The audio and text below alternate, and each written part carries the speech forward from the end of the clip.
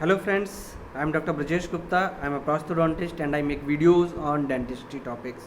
आज का वीडियो जो है वो उन लोगों के लिए है जो ऑलरेडी BDS कंप्लीट कर चुके हैं और MDS परस्यू करना चाह रहे हैं, क्योंकि ये मई चल रहा है, आज मई 21 है और मेरे ख्याल से कि काउंसलिंग जल्दी स्टार्ट होने वाली होंगी। कुछ लोग मैनेजमेंट सीट लेने के लिए ट्राई कर रहे होंगे और कुछ अदर वेज जो भी हैं सीट लेने के लिए वो ट्राई कर रहे होंगे।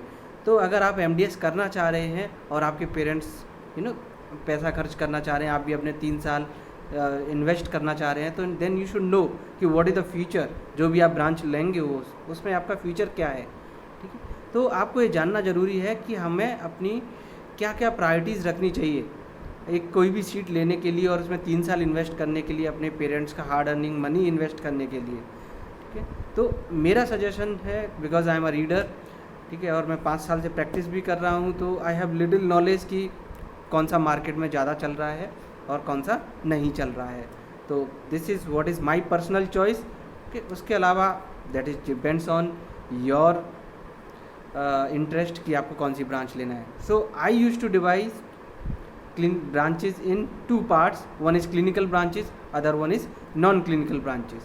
Okay, so non-clinical branches को मैं हमेशा एक लेस प्रायोरिटीज़ पे रखता हूँ, क्योंकि अगर आपको फ्यूचर में कोई प्रैक्टिस करनी है तो आप उन नॉन क्लिनिकल ब्रांचेस से प्रैक्टिस नहीं कर सकते, क्योंकि आपको उसमें कोई भी ट्रीटमेंट प्रोसीजर्स नहीं सिखाए जाएंगे। नॉन क्लिनिकल ब्रांचेज जो होती हैं वो होता है कम्युनिटी डेंटिस्ट्री, एक होता है ओरल पैथोलॉजी, और रेडियोलॉजी को भी मैं आई कंसिडर कि नॉन क्लिनिकल है। एक्चुअली वो क्लिनिकल ब्रांच है, लेकिन उसमें क्या है, आपको एज अ ट्रीटमेंट प्रोसीजर्स ज़्यादा नहीं सिखाए जाते। आपको फ्यू मेडिकेशंस और रेडियोग्राफ्स को कैसे रीड करना है ये सिखाया जाता है, आपको ट्रीटमेंट प्रोसीजर्स नहीं सिखाए जाते। तो दीज आर द 3 ब्रांचेस जिसको मैं लेस प्रायोरिटीज़ पे रखता हूँ, और ये डिपेंड करता है आपके ऊपर कि आपको उन्हें लेना है या नहीं है। अगर मुझे मैनेजमेंट सीट लेनी होती तो मैं कभी भी इस ब्रांचेस को नहीं लेता। That is my personal choice. Okay, इसके अलावा अब हम बात करते हैं क्लिनिकल ब्रांचेस के बारे में। तो क्लिनिकल ब्रांचेस में सबसे पहली प्रायोरिटी जो मैं देता हूँ वो है एंडोडोंटिस्ट को। एंडोडोंटिस्ट का काम आपको पता है, रूट कैनाल करेंगे।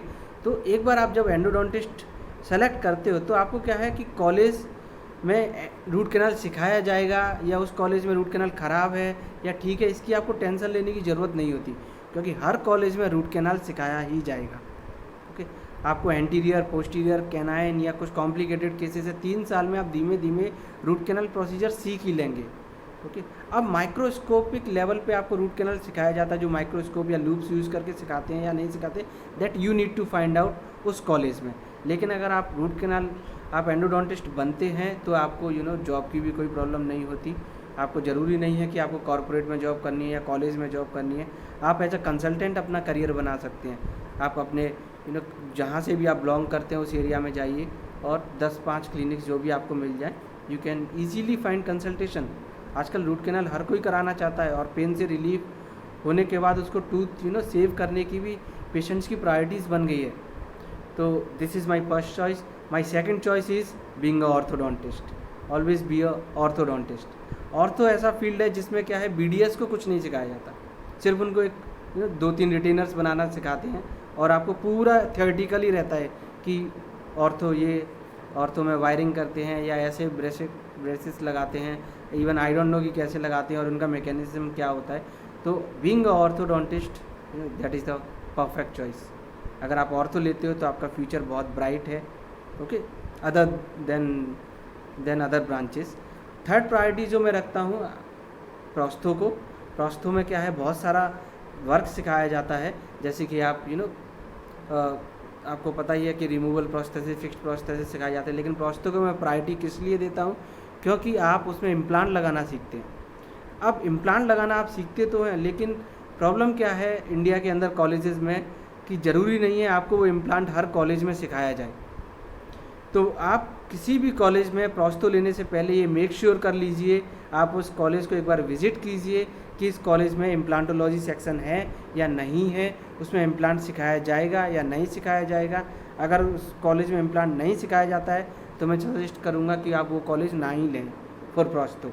आप कोई दूसरा कॉलेज ले लीजिए, ओके, जो सिटी से थोड़ा दूर हो या आपकी जो भी प्रायोरिटीज़ हैं उससे मैच नहीं कर रहा है। लेकिन अगर आपको प्रोस्थो लेना ही है तो इम्प्लांट पे आप फोकस कीजिए, क्योंकि implant is the future of dentistry.